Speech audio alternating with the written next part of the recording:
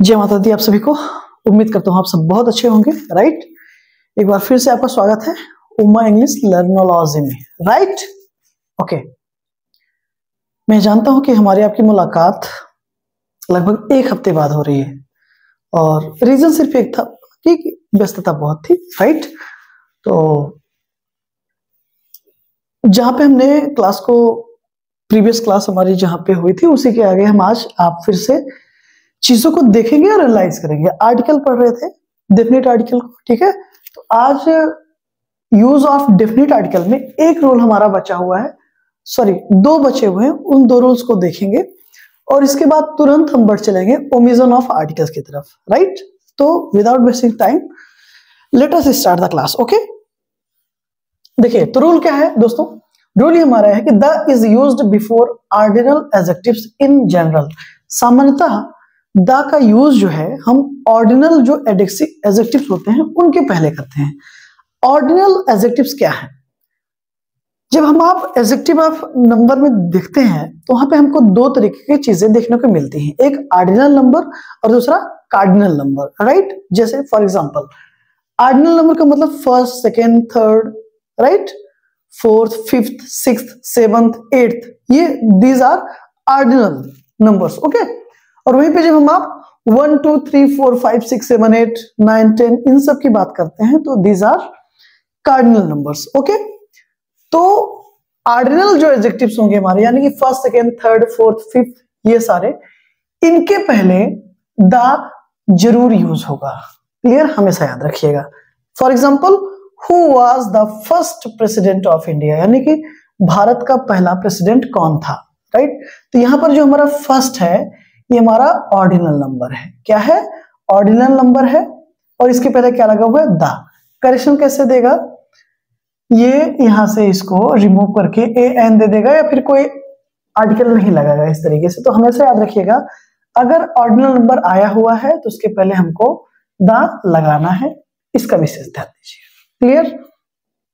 Next rule हमारा कहता है, देखिए अगर कभी भी किसी भी सेंटेंस का स्ट्रक्चर नाउन, कोई भी नाउन प्लस ऑफ और उसके बाद नाउन, अब ध्यान ये भी देना है दोस्तों, इस ऑफ के बाद तुरंत नाउन तुरंत आ सकता है या फिर ऑफ के बाद एक दो शब्द दिए गए होंगे उसके बाद नाउन मिल सकता है, ये भी हो सकता है।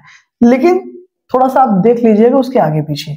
अगर हमारा स्ट्रक्चर नाउन फिर ऑफ लगा हुआ है फिर नाउन लगा हुआ है, मैंने फिर से कहा ध्यान दीजिएगा, ऑफ के बाद तुरंत नाउन हो सकता है या ऑफ के बाद एक दो शब्द लिखे होंगे फिर उसके बाद नाउन लिखा हो गया होगा।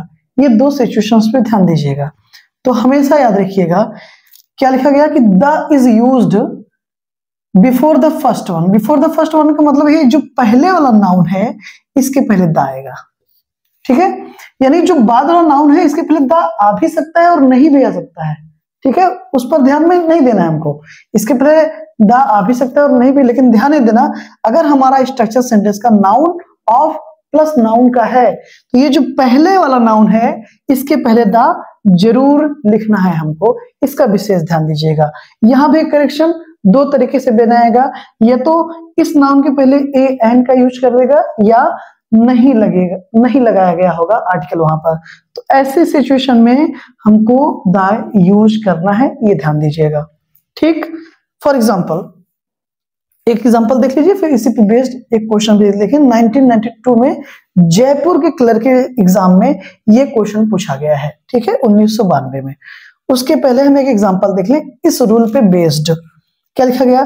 The students of this class are naughty, यानी कि इस कक्षा के जो विद्यार्थी हैं वो नॉटी हैं, शरारती हैं। अब देखिए स्टूडेंट्स क्या है? नाउन है, फिर ऑफ मिल गया हमको हमारा। ठीक है, मैंने कहा ऑफ के तुरंत बाद नाउन हो सकता है या फिर ऑफ या ऑफ के बाद एक दो शब्द लिखे हो सकते हैं और उसके बाद नाउन दिया गया होगा।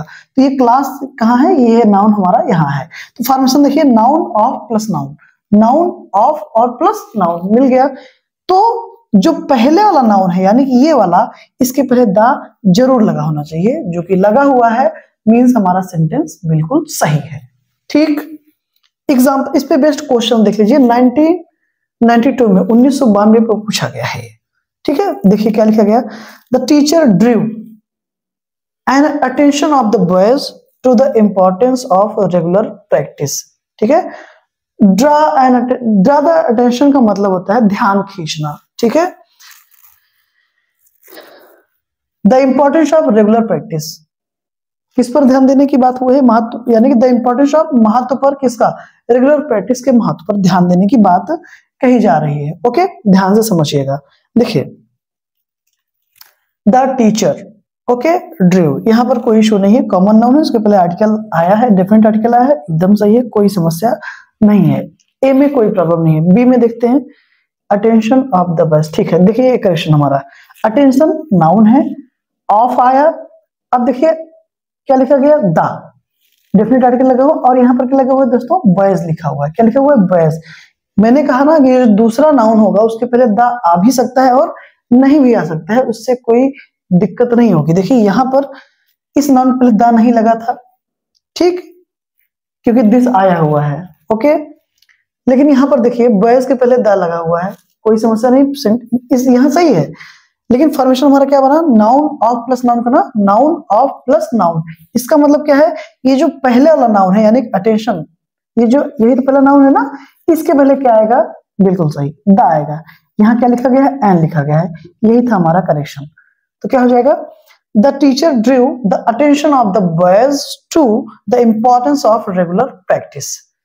क्लियर? ये था हमारा करेक्शन। एन की जगह पे क्या होगा? द होगा। ओके, तो यूज ऑफ द आज यहां पर हमारा कंप्लीट होता है। ठीक है, जितने रूल्स हमने देखे हैं, चाहे कोई एकेडमिक एग्जाम होगा आपका, चाहे कॉम्पिटिटिव एग्जाम होगा, आर्टिकल यहीं से आएगा। ठीक है, इसका आप ध्यान दीजिए। ठीक है, अगर आपके दिमाग में चल रहा हो कि क्या इतने पढ़ने से चीजें हो जाएंगी, तो देखिए कोई चीज कभी एकदम से, मतलब मैं कहूँ कि ये आज यहाँ पे खत्म, मतलब अब इसका भूत वर्तमान भविष्य सब खत्म, तो ऐसा कभी नहीं होता है। ठीक है, चीजों को जितना आप ज्यादा पढ़ेंगे उतना बेहतर आएगा। कहने का मतलब ये है कि यूज ऑफ द के जो मोस्ट इंपॉर्टेंट यूजेस हैं उसको हमने देखे हैं। ठीक है, मैक्सिमम क्वेश्चंस देखा गया अभी तक कि यहीं से बन रहे हैं, यहीं से आ रहे हैं, और यहीं से डिमांड है या पूछे जाते हैं, तो मैं ये कह रहा हूं। ओके, बाकी हम आप जितना ज्यादा पढ़ लें, जितना ज्यादा चीजों को अचीव कर ले, उतना बेहतर। आगे जो भी चीजें होंगी उस पर बात होगी, कोई भी समस्या हो रही है आप बताइए, उस पर बात किया जाएगा, परेशान होने की जरूरत नहीं है। कुल मिला के कहने का मतलब यह है कि अगर आप आर्टिकल का जितनी भी चीजें आपको एक्सप्लेन की जा रही है, बताई जा रही है, इतना आप अगर करने कंप्लीट कर लिया है, तो आर्टिकल से क्वेश्चंस आपके बन जाएंगे, आर्टिकल से क्वेश्चन आपके गलत नहीं होंगे। This is my promise. Okay, अब हम देखने जा रहे हैं omission of articles. Clear? Omission का मतलब होता है लोप, यानी कि हम आर्टिकल्स का क्या कर देंगे? लोप कर देंगे। मींस हम ये देखने जा रहे हैं कि आर्टिकल कहां नहीं लगेगा। ठीक है, ओमिशन ऑफ आर्टिकल का मतलब होता है कि रिमूव कर देना, रिमूवल ऑफ आर्टिकल, ऐसा आप समझ लो। ठीक है, कहां पर आर्टिकल नहीं आएगा। इसके पहले हमने देखा था कि कहां पर आर्टिकल लगेगा, यानी कि कहां पर इंडेफिनिट आर्टिकल यूज होगा, कहां पर डेफिनिट आर्टिकल यूज होगा। अब हम आप देखने ये जा रहे हैं कि आर्टिकल का यूज कहां पर नहीं होगा। जितना जरूरी है जानना, ये जानना कि आर्टिकल कहां यूज होगा, उससे भी ज्यादा जरूरी है ये जानना कि आर्टिकल का कहां यूज नहीं होगा। चीजें, ये सारी चीजें बहुत इंपॉर्टेंट है। तो इसमें आज हम एक रूल देखेंगे, और रूल पहला ये कहता है कि अगर कोई सब्जेक्ट है, यानी कि किसी विषय का नाम है, कोई लैंग्वेज यानी कि किसी भाषा का नाम है, ठीक है, ये फिर गेम्स या स्पोर्ट्स यानी कि कोई खेल है, खेल का नाम है, तो हमेशा याद रखिएगा उसके पहले आर्टिकल नहीं आएगा। For example, Sohan is a student of history. History क्या है? एक सब्जेक्ट का नाम है, तो आप अच्छे जानते हैं सब्जेक्ट के नाम के पहले कोई आर्टिकल नहीं आएगा, सेंटेंस हमारा सही है। ठीक है, दूसरा एग्जाम्पल क्या है दोस्तों? Subhi can speak. Actually Subhi is my friend, Subhi is my best friend. Okay, Subhi can speak Hindi, Sanskrit and English. Okay, Subhi can speak, Subhi बोल सकती है, क्या बोल सकती है? हिंदी बोल सकती है, संस्कृत बोल सकती है एंड इंग्लिश, और अंग्रेजी बोल सकती है। तो Subhi can speak Hindi, Sanskrit and English. तो यहां पर देखिए, हिंदी क्या है? सब्जेक्ट का नाम है, संस्कृत सब्जेक्ट का नाम है, इंग्लिश सब्जेक्ट का नाम है। इसके पहले कोई आर्टिकल यूज नहीं हुआ है, यही हमको सीखना है, यही हमको समझना है। क्लियर? तो ओमिशन ऑफ आर्टिकल आज हमने शुरू कर लिया है, ठीक है। अब इसके बाद मतलब जो हमको क्लासेस मिलेंगी वो ओमिशन ऑफ आर्टिकल्स पे मिलेंगी, ठीक। ओके, अब एक जरूरी सूचना दोस्तों, चूंकि एग्जामिनेशंस लगे हुए हैं और दूसरा चीज क्या है कि समय का थोड़ा सा अभाव है, तो आपसे हाथ जोड़कर ये निवेदन है कि जो भी चीजें इसके पहले डिस्कस की गई हैं, ठीक है, प्लेलिस्ट जाके आप चेक करें, बहुत सारे टॉपिक्स, बहुत सारी वीडियोस, लेक्चर्स आपको उपलब्ध मिलेंगे, ठीक है। आप वहां से पढ़ते रहिए। कहने का मतलब ये है दोस्तों, अब हमको जो क्लासेस मिलेंगी वो संडे संडे मिल पाएंगी, ठीक है।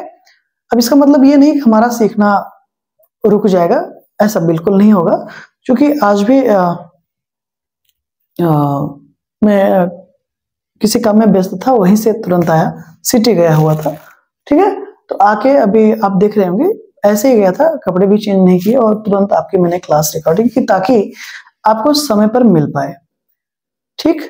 तो आज थोड़े से मैंने कम रूल्स को डिस्कस किया है, लेकिन जब अब हमारी क्लासेस सिर्फ संडे संडे होंगी तो टाइमिंग बता दूं आपको, लगभग 11 से 12 के बीच में आपकी क्लास अपलोड हो जाएगी। सुबह 11 से 12 के बीच सुबह अपलोड, अब शाम को नहीं, आप सुबह आपको क्लासेस मिलेगी, ठीक है। 11 से 12 के बीच आपको क्लास अपलोड हो जाएगी, तो 11 से 12 के बीच आपको क्लास मिल जाएगी। संडे संडे क्लासेस होंगी, इसका मतलब यह है कि क्लासेस लंबी हो सकती हैं, ठीक है ना। मेरा पूरा प्रयास रहेगा कि जितना मैं एक हफ्ते में पढ़ाता हूं, इतना यहाँ पे डिस्कस की जाती हैं चीजें, उतनी वो संडे को डिस्कस हो जाएगा, ठीक है। आप भी फ्री रहेंगे, मैं भी फ्री रहूंगा, तो अच्छे से चीजों पे डिटेल में। अब जो रेगुलर क्लासेस मिलती थी वो हमको संडे संडे को मिलेगी, कंटेंट हमारा वही रहेगा। थोड़ी सी छोटी क्लास मिलती थी हमको, डेली मिलती थी, तो अब जो संडे संडे क्लास मिलेगी थोड़ी सी लंबी हो सकती है, बस इतना सही फर्क होगा। आप सबके सहयोग और प्रेम की आवश्यकता है, प्लीज हमेशा सपोर्ट बनाए रखें और अपना आशीर्वाद की, जो मुझसे बड़े हैं उनके आशीर्वाद का हमेशा आकांक्षी हूं मैं, और जो समकक्ष हैं या जो छोटे हैं उनके प्रेम और सहयोग की सख्त जरूरत है, ठीक है। हम सभी को एक दूसरे की जरूरत है, तो आप लोग खूब दिल लगा के पढ़ते रहिए। अच्छा, आज क्लास जब अपलोड होगी तो किसी भी कॉन्सेप्ट को लेकर, किसी भी इंग्लिश के सेंटेंसेस को लेकर या किसी कॉन्सेप्ट को लेकर कोई समस्या है तो प्लीज आप बताएं, उस पर बात की जाएगी। Okay, feel free to tell me, there is no problem at all, I am here to help you and thank you so much for this class. See you again. Okay, thank you. जय माता दी।